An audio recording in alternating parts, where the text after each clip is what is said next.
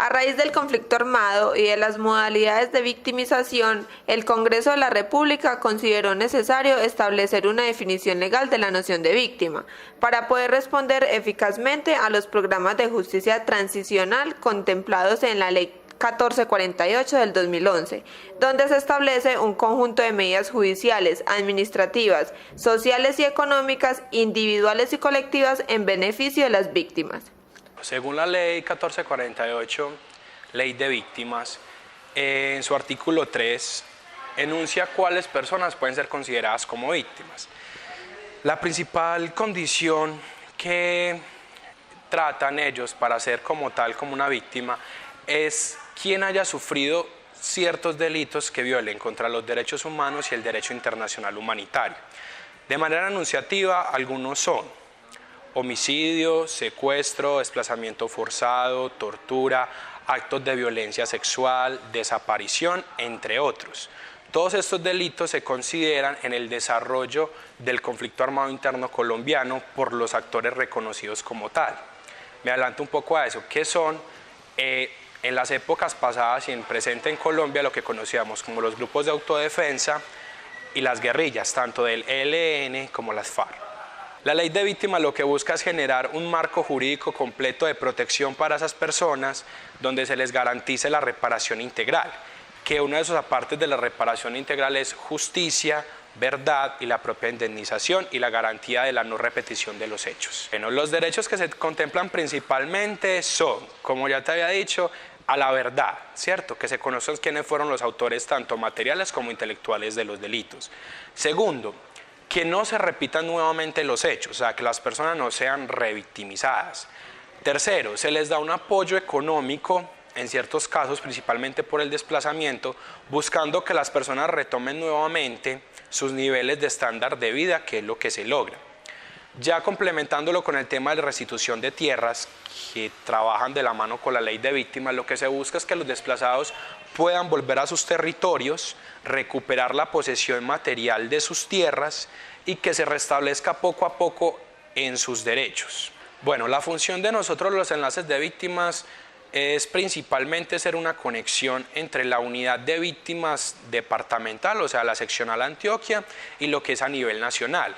Tanto guiar a las personas como apoyarles en la solicitud de recursos de la vía administrativa para que se les cumplan sus derechos, como hacer el acompañamiento de todo lo que es la misma vía de reparación, a través de talleres, a través de las asesorías y a través de ser ese canal de conexión entre lo que es la unidad para las víctimas, el Ministerio Público y pues propiamente la víctima que viene solicitando. Nuestro trabajo es un conjunto de funciones tanto, digámoslo así, sociales por el acompañamiento que se hace a la comunidad como profesionales por todo el tema de informaciones, bases de datos y demás que debemos manejar. Son víctimas desde el momento que les acontece el hecho.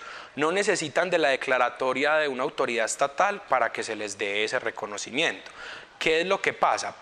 Lo que se necesita el reconocimiento de la autoridad estatal es para la indemnización administrativa como tal, pero víctimas es desde el momento que les ocurren los hechos. El primer paso que debe ser una persona que se considere víctima es acudir ante el Ministerio Público, bien llámese Personería, bien llámese Defensoría del Pueblo, manifestar los hechos, que es la primera denuncia, y el personero es el primer filtro. Él valora la declaratoria, la entrevista y envía esa información a la unidad de víctimas. Por la ley 1448, la unidad de víctimas tiene un plazo máximo de 90 días para responder las solicitudes, analizar los casos y decir si sí es o no es víctima, teniendo en cuenta que hay una presunción de buena fe de todos los declarantes, aunque se evalúan pues las condiciones de seguridad, las condiciones demográficas donde ocurrieron los hechos para evaluar realmente si es víctima. Ahora, una vez sea la indemnización, lo que significa es que se agotó esa vía administrativa de reparación, pero el carácter de víctima la persona jamás la pierde. En este momento el municipio de Amagá no tiene una estadística que lo conocemos como una caracterización para identificar la población principal. ¿Por qué? Porque Amagá es un municipio en este momento receptor. Hay mucha población fluctuante que está y no está. pero se tiene un promedio entre 3.600 y 2.900 víctimas con las que cuenta el municipio, entre hechos tanto de desplazamiento, homicidios, secuestro, torturas, delitos contra la libertad sexual, violencia sexual, desaparición forzada y los demás que contempla la ley. Bueno, realmente hay varios casos de restitución de tierras, ¿sí? Sobre todo en las épocas de más que todo el paramilitarismo, hubo temas que se están tratando por restitución de tierras como tal, pero estos temas los maneja directamente la unidad de restitución de tierras porque no son competencia propiamente del enlace municipal, o sea, esa no es nuestra función, pero sí hay presencia de varios casos. Son varias acciones las que se hacen. Primero que todo, al iniciarse el periodo de los 4 años, el municipio tiene la obligación, junto al plan de desarrollo, de crear el plan de acción territorial. El plan de acción territorial es la carta de navegación que va a decir todos los proyectos sociales en los que se debe involucrar la población víctima. Teniendo en cuenta el plan de desarrollo y el plan de acción territorial, se da todo lo que se debe desarrollar en el municipio. Principalmente, tanto en el plan de desarrollo como en el plan de acción territorial, aparece un programa que así a grosso modo el nombre es Amaga, un territorio en paz. Desde Amaga, un territorio en paz, se desencadenan una serie de acciones que van tanto de lograr un acompañamiento psicológico, un acompañamiento social con planes de inclusión, tanto económicos, o sea, ¿qué quiere decir? Buscar planes de inversión para la creación de microempresas y demás desarrollo para la población víctima, planes de mejoramiento de vivienda, planes de vivienda, teniendo en cuenta de que estos planes, aunque si bien el municipio los centra en su plan de desarrollo, siempre se tienen que dar con el acompañamiento de la entidad territorial departamental y nacional. Un sistema propio municipal, no, o sea, como te contaba, una vez hace las declaraciones, todo se ingresa a una plataforma que se llama CIRAP. En el CIRAP es lo que se consolida como el RUT, el Registro Único de Víctimas, que se maneja a nivel nacional. Pero como tal un sistema de información propio del municipio en el momento no se cuenta porque no se ha hecho la caracterización y no hay un sistema único para el municipio, la verdad. Bueno, en años atrás, pues principalmente hablamos que en Amaga, conforme las estadísticas de las fuerzas militares, investigaciones de Fiscalía y de la Policía Nacional, existieron varios bloques del paramilitarismo, principalmente el del bloque suroeste, donde desde Amaga, incluyendo Angelópolis y demás, Titiribí, municipios aledaños, era un puente obligatorio para todas las vías de delincuencia.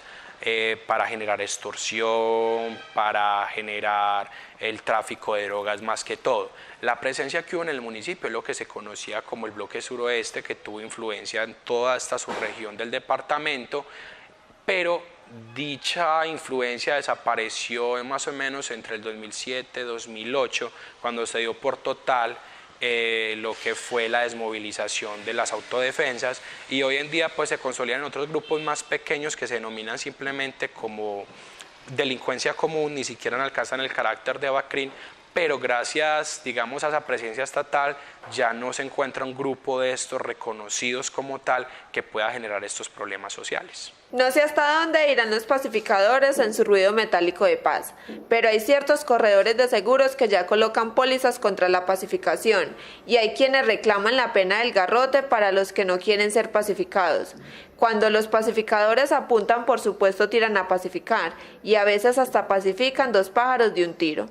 Es claro que siempre hay algún necio que se niega a ser pacificado por la espalda o algún estúpido que resiste la pacificación a fuego lento. En realidad, somos un país tan peculiar que quien pacifique a los pacificadores, un buen pacificador será. Frase de Mario Benedetti. Bueno, el Amagá surgió en el año más o menos 1999 y 2000, el grupo denominado Las Garzas, que funcionaba más o menos por los lados de Bolombolo, Venecia, por el suroeste. En el año 2000 surgió los grupos armados al margen de la ley en el municipio de Amagá, los cuales tomaron prácticamente las veredas del municipio, empezando por el Cedro y el centro poblado Minas, que fue donde más funcionaron ellos, y Piedecuesta. Eso fue una época muy dura porque ya lo último ya se adueñaron no tanto de las veredas, sino que ya se metieron al pueblo, ya manejaban las empresas, las amenazaban, extorsionando, lo mismo que las empresas transportadoras, las minas de carbón. Surgió Mineros Unidos y prácticamente había una persona en la junta directiva prácticamente manipulando eso allá y fue muy complicado. Ellos más que todo los grupos de las guerras más que todo lo que hacían era que se venían a mirar cómo funcionaba el municipio.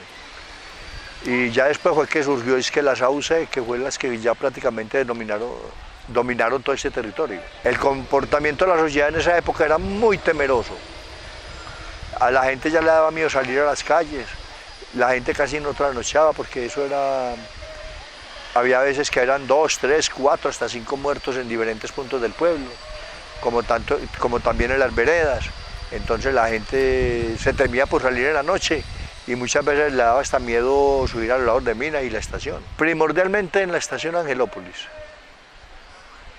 El grupo, ellos funcionaban más allá, desde allá era que manejaban los grupos y en los lados del Cedro. Me recuerdo de 5 muertos en lo que llamamos la Bocacalle, que eso fue estruendoso porque la gente se impactó mucho porque 5 muertos en cuestión de 100 metros. Muy preocupante se volvió la situación en el pueblo en esa época. Amagá ha sido un municipio golpeado por el conflicto armado, generando cantidad de víctimas reconocidas y no reconocidas. De ahí nace la iniciativa de reconstruir esa memoria sobre el pasado y en pro de la no repetición de los acontecimientos, por medio de los diversos testimonios sociales que a través de sus historias narran las desgarradoras vivencias y experiencias en el marco del conflicto armado. Soy la fiscal de la Asociación de Víctimas del Conflicto Armado de Amagá. ASOVIAMA. Es la Asociación de Víctimas del Conflicto Armado de Amagá. Un grupo de víctimas que decidimos organizarnos y formar un grupo para reclamar nuestros derechos.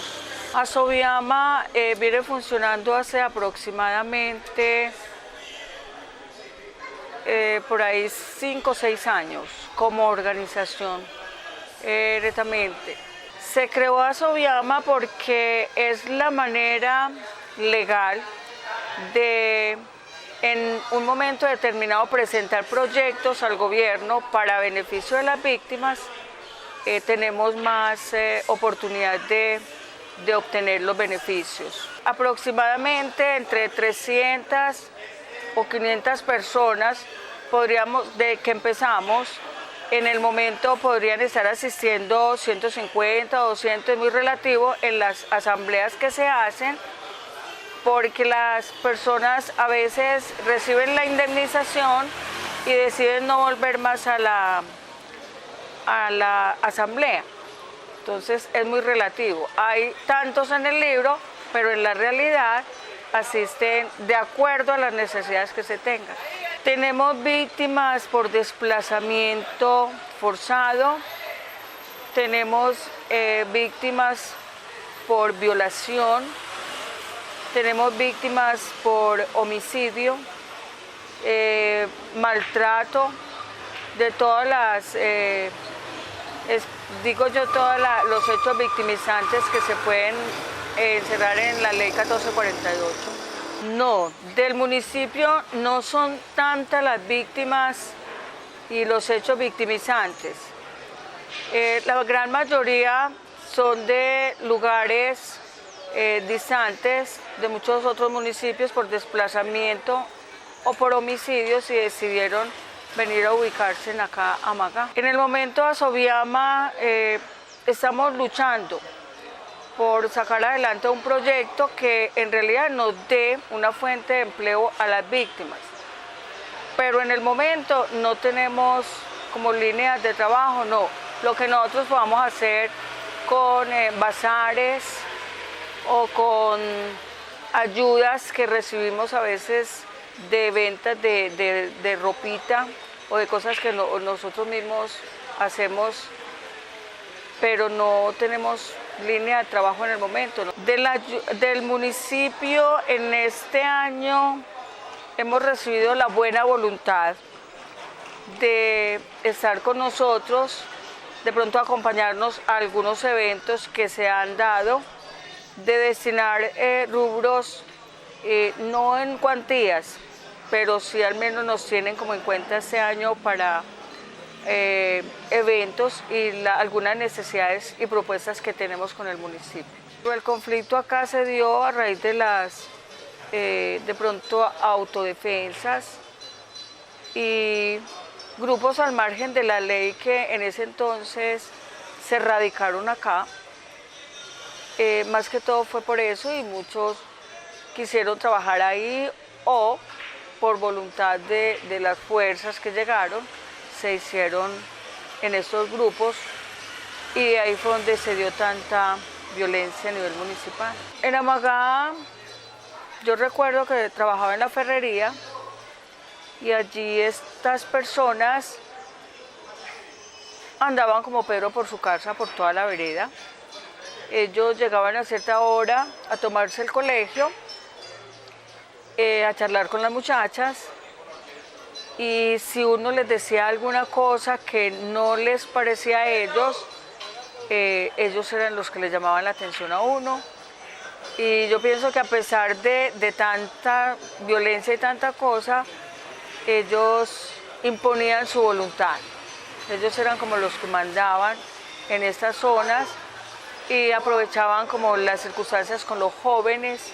Esto a mí me parecía algo muy triste y lamentable, porque muchos jóvenes se nos perdieron en estos tiempos.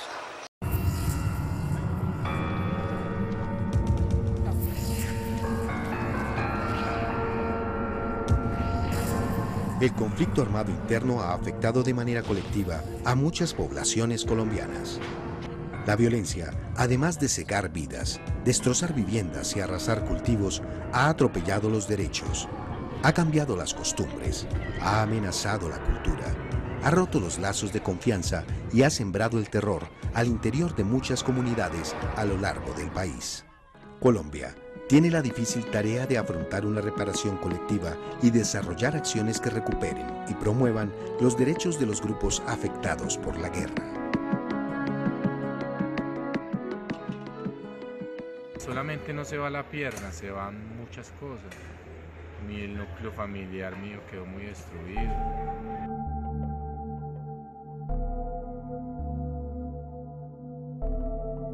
Yo tengo hermanos que hace por ahí 14 o 15 años no los veo. Aló, casi me lo mata. Testigos que salí de allá.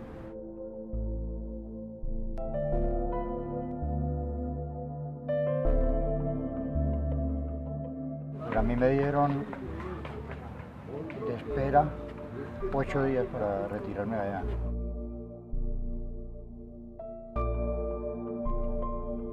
La muerte de mi papá fue muy trágica porque a él lo descuartizaron, lo volvieron en pedazos y lo enterraron, ¿sí? En una fosa común que llaman por lo general. 6.000 niños huérfanos. Lo torturaron y lo mataron. Quedamos sin familia en la zona.